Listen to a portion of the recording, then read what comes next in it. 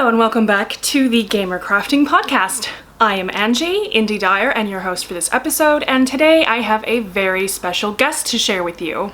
Today I have Ryann Fletcher, writer of LGBTQ plus sci-fi, fantasy, and romance novels, and bullet journaling enthusiast. Welcome, Ryann. Hello, Angie, and thank you for having me to your lovely home, which I have definitely never been to before. Ryann is new to the writing scene, and as such has suffered some quite upsetting setbacks. So we just kind of wanted to have a little bit of a casual chat today about the realities of becoming a writer and the realities of having a creative personality that takes on many different forms. Ryann, tell us, when did you start writing? When did the inspiration strike you to begin writing? Let's hear it. I started writing when I was very young. I'm pretty sure I wrote a book about a butterfly trapped in a diamond, which could potentially turn out to be my seminal work. If only it hadn't been lost. I have written for a long time. I have enjoyed writing poetry, very angsty when I was a teenager, and I've done quite a lot of copywriting in my time. I've done, quite a few historical documents in the form of academic papers, and I've done quite a lot of research and scientific research into the meanings of the universe. But this is my very first foray into the world of fiction, which I have found to be quite intoxicating. And who would you say inspired you to keep writing? In the face of all these setbacks, who was the person who inspired you to just carry on? When I first began writing, it was by accident. Didn't have any Wi-Fi. What else are you going to do except maybe perhaps write a book? Didn't have any Wi-Fi and quite a long train journey, so I decided that I would plot out what I thought would be an interesting story about steampunk space pirate lesbians on a whim. I came home and I wrote a couple of chapters, and my lovely wife Sarah. What a strange coincidence. I too have a wife named Sarah. Isn't that interesting? My lovely wife Sarah, she encouraged me to keep writing even after I thought perhaps it was a bit much. I didn't know what I was doing. I felt, out of my depth. I felt like I didn't know how to write fiction. I didn't understand really what to do. So it's only thanks to her that I have completed works of fiction to this day. It's only been thanks to her wonderful encouragement and at sometimes pushiness and bossiness in getting me to carry on and continue writing something that needed to be written, in my opinion. Who would you say that you base your characters off of? Or do you base your characters off of anyone at all? Do you just create the characters out of your own mind, or are they influenced perhaps by people that you've met? I don't base my characters off of people that I know in real life. I just write the characters. I recently started playing Dungeons and Dragons, but before that I really found the character sheets to be quite illuminating when creating a character, when dreaming up a brand new person and deciding what their motivations are and what kind of person they are and their habits and their quirks and their faults and their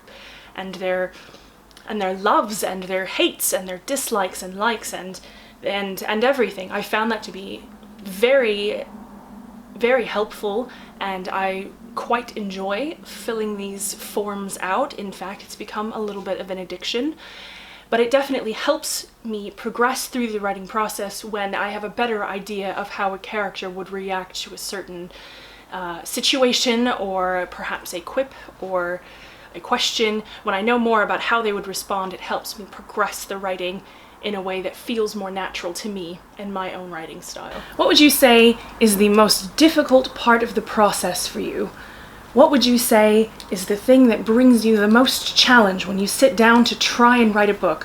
What is the thing that is the most likely to cause you to struggle in your endeavor to write these novels? What is your biggest challenge? By far, the most difficult part of the process for me would definitely be finding the time to write. And I'm sure lots of your viewers here, Angie, will identify with that. A lot of the time you're really struggling to find the time to do the things that you love, whether it's knitting and crochet, weaving, spinning, dyeing, or whether it's, you know, reading or writing or making music or whatever the case may be. It's definitely finding the time to do it. If I can find time to sit down and block off from distractions, to sit down and write, then I feel it feels invigorating to me. It feels restorative. It feels like it really gets my brain engaged. It can really pull me out of quite a slump of a mood. It can really brighten my spirits, but it's finding the time to do that in a world that is just not only filled with obligations, but it's filled with distractions as well.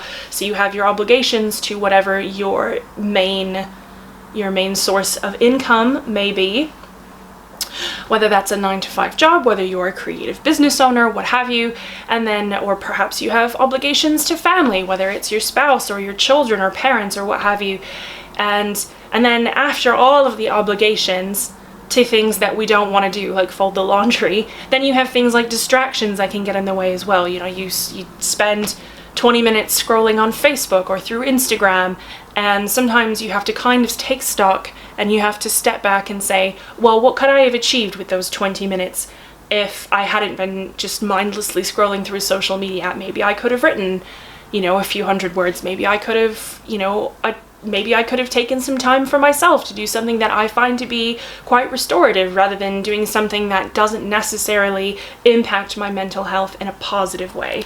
Well, I think we can all agree that finding time is indeed the most challenging part of pursuing any kind of creative endeavor. I'm sure all of our viewers here at home would definitely agree. If you had the opportunity to design your perfect writing retreat, what would that look like? I know that for me, my perfect, perhaps dyeing retreat when I dye yarn, or perhaps my favorite knitting retreat, would look a little bit different. For example, my perfect dyeing retreat would be a place with lots of space and running water, and a place for all of the yarns to dry, a nice big tall racks, and a place for photography near some really nice, you know, natural light would be fantastic. That would be my ideal dyeing space. And I think my ideal knitting retreat would be with other fiber crafters of similar persuasions with regards to creativity and geekiness. And I would really quite enjoy that. So tell us, Ryan, what would your ideal writing retreat look like?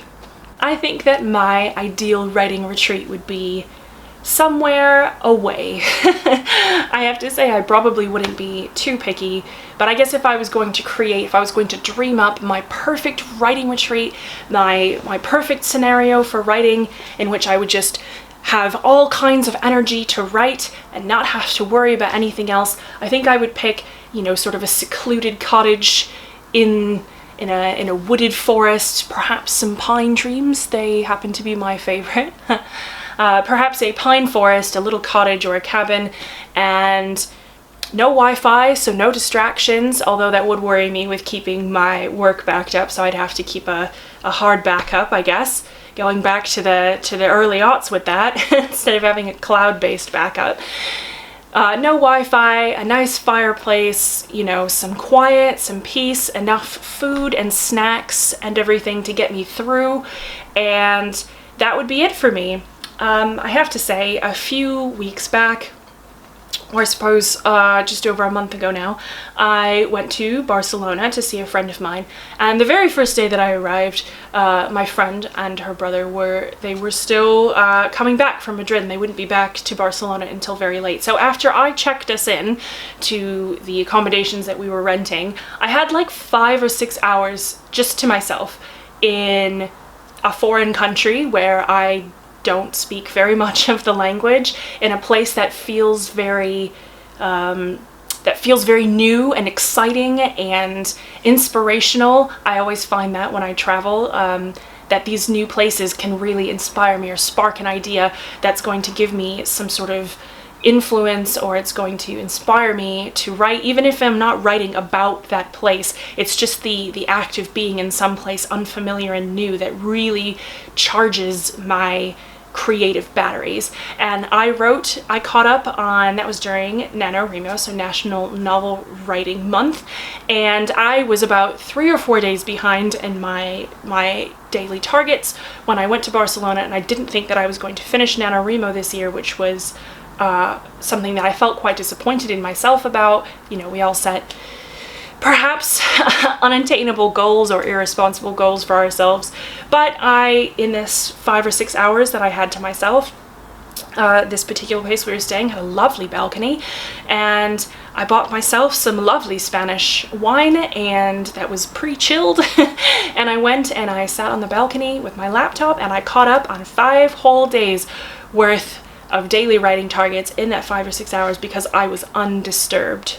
I didn't have to deal, I had allowed myself to be away from work for the weekend, and so I had turned off emails to my phone, I had turned off social media notifications, and it just felt absolutely blissful. So I guess the lovely cabin in the woods, or cottage in the woods if we don't want to get too horror film, would be my ideal writing escape, but anywhere kind of new without distractions is something that I enjoy quite a lot when I'm writing.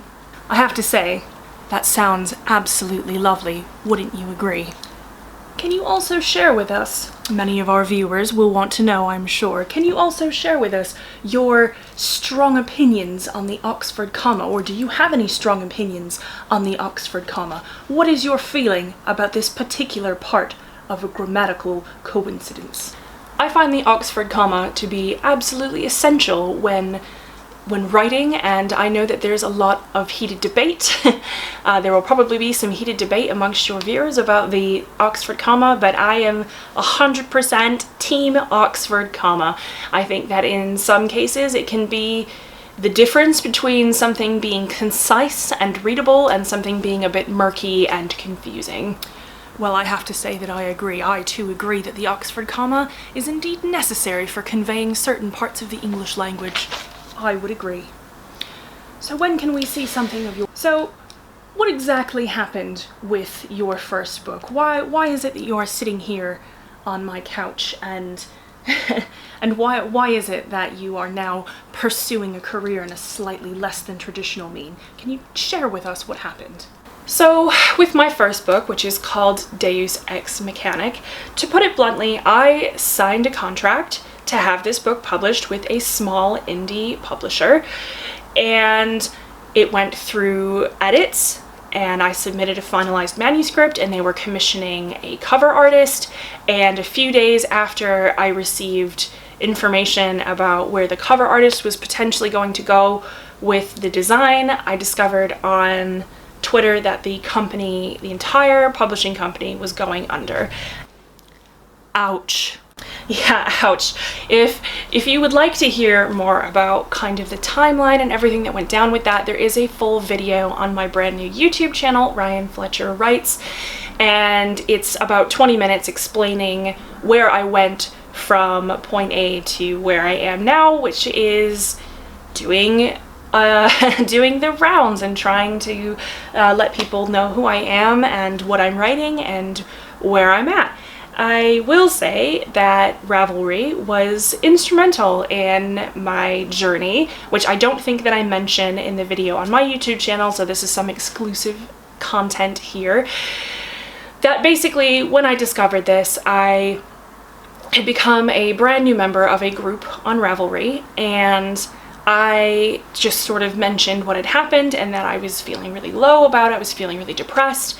And I didn't really know how to progress, and there were some very helpful, very generous with their knowledge and their know-how of publishing and of books in general, people who really helped me get on the right path and really gave me a lot of things to consider that I wouldn't have otherwise really known where to jump in, and they gave me a lot of inspiration in how to progress from having a book that was almost published and then got canceled when the publisher folded. So I will say that, you know, Ravelry did have an instrumental part in my development in figuring out where to go next after my publisher went under.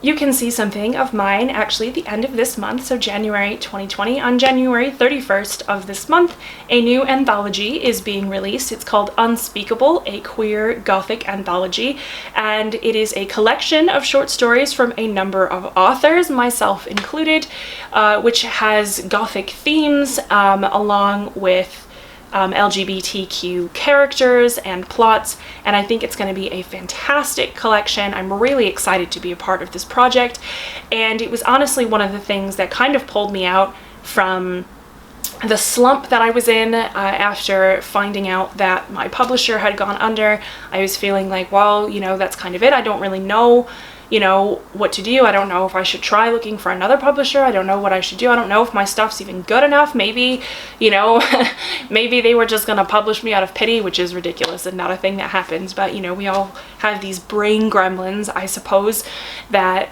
you know, wake us up at 3 in the morning and tell us untrue things. But anyway, so I submitted to this short story anthology, I think in early September. And sort of by mid-September, the end of the month, I received a letter from the head editor for this anthology that they really wanted my book to be a part of the collection. And the short story is called Rodeo, and it is basically about, it's kind of a Southern Gothic feel about, takes place in a small town in Texas at a rodeo, and it has a really fun twist at the end that I hope you all really enjoy if you decide to read it. I decided to set it in small town Texas because I lived in small town Texas for 4 years of my life when I was going to university, and I also attended I didn't attend, I used to work at an equestrian camp, so kind of being around this sort of horsiness and rodeos was something that I got really used to and I really loved about my time living there. So I thought that that would be appropriate for me to set sort of a Southern Gothic story there. But that, like I said, that releases at the end of the month, so the 31st, but it is up for pre-order.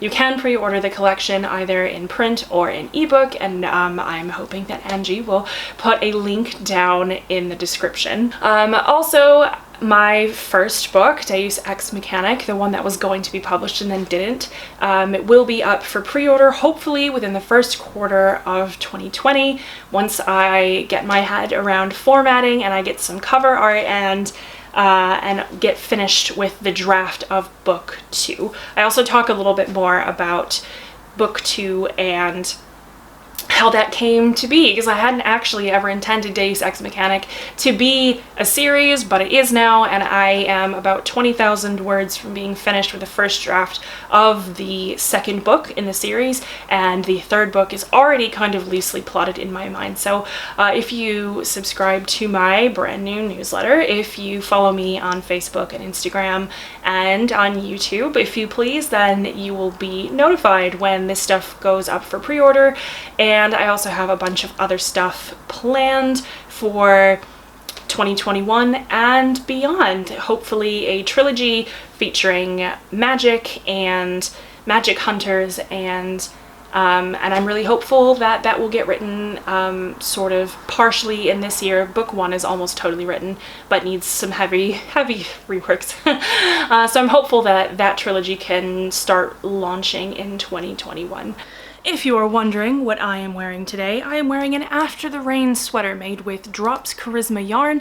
It is about 4 years old, but as you can see, still going strong. If you would like to hear more about how Ryann lost her publisher and how she is managing to go ahead and power on through, please do visit her YouTube channel, Ryann Fletcher Writes, which has a full video based on exactly what went down in the timeline of events that occurred in the lead up to the publisher going bankrupt. Thank you all for watching. Please do like and subscribe and tap the notification bell to get notified whenever we post a new video or for when we go live on Saturday nights at 9 p.m. London time. Thank you all very much for watching, and thank you, Ryann, for joining us. Yes, thank you so much for having me, and thank you to your viewers for tuning in for this author launch and for tuning in, and I'm very excited to be here. Thank you very much for listening to me ramble on about writing. And as I said, my first book, Deus Ex Mechanic, is a steampunk lesbian space pirate novel, and that's kind of the theme of the whole series, but each story is connected but sort of focuses on different characters within the cast of characters. So I do hope that you will keep an eye out for that and hopefully pre-order it when it happens to show up for pre-order. I invite you all to come back here next week for another episode of the Gamer Crafting Podcast. Thank you for tuning in to our big announcement, and please do leave a comment below with what you thought the announcement was going to be, or perhaps some well wishes or some advice, or perhaps some veiled subtweety comments about how this is absolutely the most ridiculous thing you've ever seen. Thank you very much, and good day. Hey everyone, Angie here. Thank you so much for tuning into my big announcement, something that I've been kind of hinting at for a long time, and I've kind of casually mentioned the writing stuff on Instagram, but not very much. I will say that obviously my name isn't changing. Ryann Fletcher is my pen name, and if you do decide to follow me on Facebook, Instagram, YouTube on my Ryann Fletcher accounts. Just, you know, refer to me as Ryan there. But obviously I'm not being super secretive or I wouldn't be posting this video to begin with. In any case, this was the big announcement I've been talking about for ages, and the reason that I'm doing it now is because this anthology releases at the end of the month, which I'm really excited about, and also that the book that I wrote that almost got published is going to be going up for pre-order hopefully in the next few months. Once I kind of get my head around the formatting of it, then I will feel more comfortable putting it up for pre-order and knowing that that's all gonna go smoothly and not be, you know, something that just kind of breaks at the last minute. So I wanted to say thank you so much again for tuning in and for making this hopefully a successful author launch. This isn't necessarily something that loads of people do, but I know there's a lot of you who asked to be informed when new stuff was happening with regards to the writing, and I'm hopeful that if you are somebody who enjoys reading, or specifically if you're somebody who enjoys reading LGBT, science fiction, fantasy, romance novels, that you will come and check me out. And if it's not your jam, then that's totally fine. Obviously, this isn't gonna become, you know, AuthorTube. My other channel is for talking about that, and on my other channel, on the Ryann Fletcher Writes YouTube channel, I'm also going to be talking a bit about bullet journaling and how to manage how to manage a creative career when you have a lot of stuff on the go, and some fun spreads and some other ways to kind of use creativity in your day-to-day journaling without going too over the top. So do check that out. I'm hoping to put up a bullet journal video on the Ryann Fletcher account today, which I have already filmed about my 2020 bullet journaling spread. You'll note that it is very writing and author focused because my business bullet journal is not a bullet journal anymore. I'm using the Maker's Toolkit this year. Which I also kind of used last year, but I'm really going whole hog on it this year. So if you're interested in bullet journaling, then please do check out that channel as well. And I bid you a very fond farewell for another week. I will be back next week with another podcast. And if you have any thoughts about what you'd like the podcast to be, please do drop them into the comments below. I will put the pre-order link for the Unspeakable Queer Gothic Anthology into the description, along with links to the Ryann Fletcher Facebook and Instagram and YouTube channel. Thank you so much for tuning in, and I will see you all next week, if not sooner on Saturday when we have our live stream. Thanks everyone!